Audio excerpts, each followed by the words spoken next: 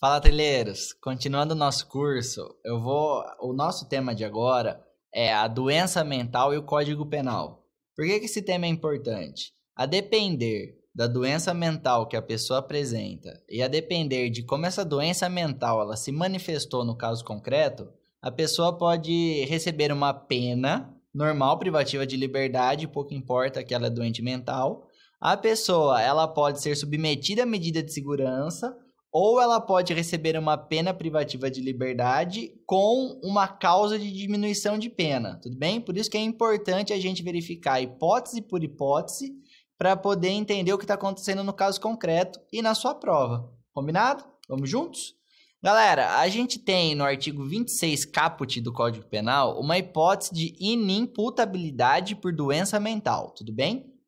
O Código Penal diz o seguinte, que é isento de pena o agente que, por doença mental ou desenvolvimento mental incompleto ou retardado, era, ao tempo da ação ou da omissão, inteiramente incapaz de entender o caráter ilícito do fato ou de determinar-se de acordo com esse entendimento.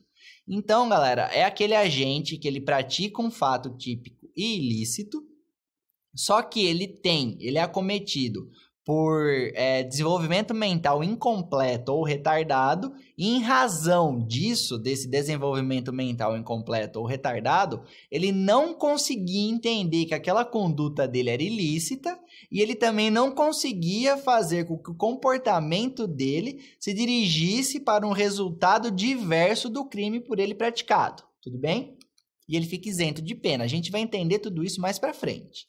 E aí também tem no artigo 26, parágrafo único do Código Penal, uma hipótese de semi-imputabilidade por doença mental. A lei diz o seguinte, que a pena, quer dizer, pode ser reduzida de 1 a 2/3 se o agente, em virtude de perturbação de saúde mental ou por desenvolvimento mental incompleto ou retardado, não era inteiramente capaz de entender o caráter ilícito ou de determinar-se de acordo com esse entendimento.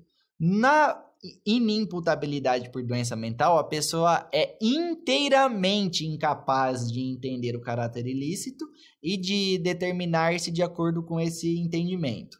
Agora, na semi-imputabilidade por doença mental, ela não é inteiramente capaz, ela é incapaz de maneira incompleta. Ela consegue entender um pouco o caráter ilícito, mas ela não consegue ter um entendimento tal de que teria uma pessoa sem nenhum problema mental, tudo bem?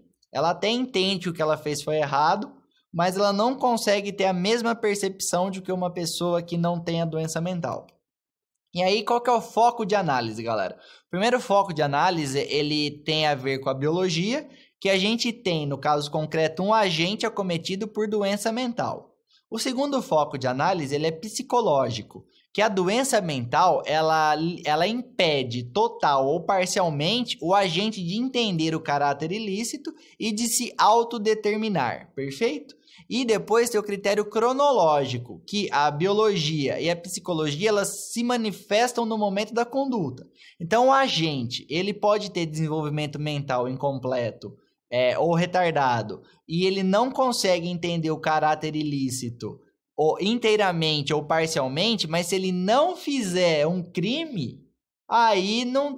que é o critério cronológico, pouco importa. Aí, em tese, esse indivíduo, por desenvolvimento mental completo ou retardado, ele não sabe que é errado praticar um homicídio, ele não sabe que é errado praticar um estupro. Agora, se ele nunca matar alguém, e se ele não praticar conjunção carnal com violência ou grave ameaça sem o consentimento da vítima, não há que se falar em medida de segurança ou aplicação de pena, tudo bem? Porque não tem o critério cronológico, ele não fez uma conduta delitiva. Perfeito? Seguindo, galera, de acordo... E aí? O indivíduo, ele comete um crime, ele é denunciado e no momento da resposta para a acusação, a defesa afirma, olha, ele tem doença mental, ele não merece uma pena. E aí, o que tem que fazer no caso concreto? Há necessidade de ser instaurado um incidente de insanidade mental. Ele está previsto no artigo 149 do Código de Processo Penal e que diz o seguinte: quando houver dúvida sobre a integridade mental do acusado, o juiz ordenará, de ofício ou a requerimento do Ministério Público, do defensor, do curador, do ascendente, descendente, irmão ou cônjuge do acusado, seja submetido esse a exame médico legal. Tudo bem? E aí, galera, dependendo da conclusão do incidente de insanidade mental, há consequências jurídicas diversas para esse agente, tudo bem? Se o incidente concluir que o agente ele é perfeitamente são, então não vem falar em doença mental ou desenvolvimento mental incompleto ou retardado, se ele for são, aí o indivíduo ele é imputável, sendo possível aplicar pena privativa de liberdade, pena restritiva de direitos, combinadas ou não com multa, tudo bem?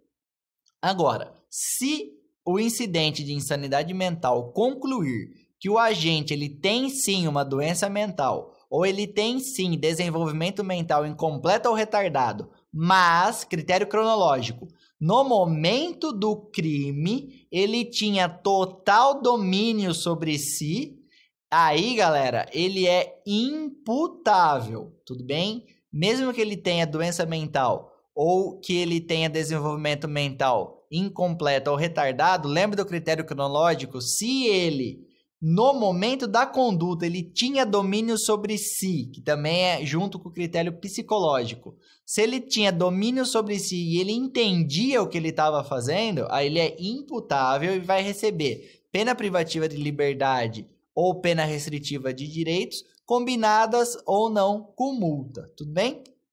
Seguindo, se o incidente de insanidade mental concluir que o agente ele tem doença mental ou desenvolvimento mental incompleto ou retardado e ele era, no momento da conduta, inteiramente incapaz de entender o caráter ilícito do fato ou de determinar-se de acordo com esse entendimento, aí ele entra no artigo 26 do Código Penal, o caput, e ele é inimputável pela lei, ficando sujeito à medida de segurança, certo?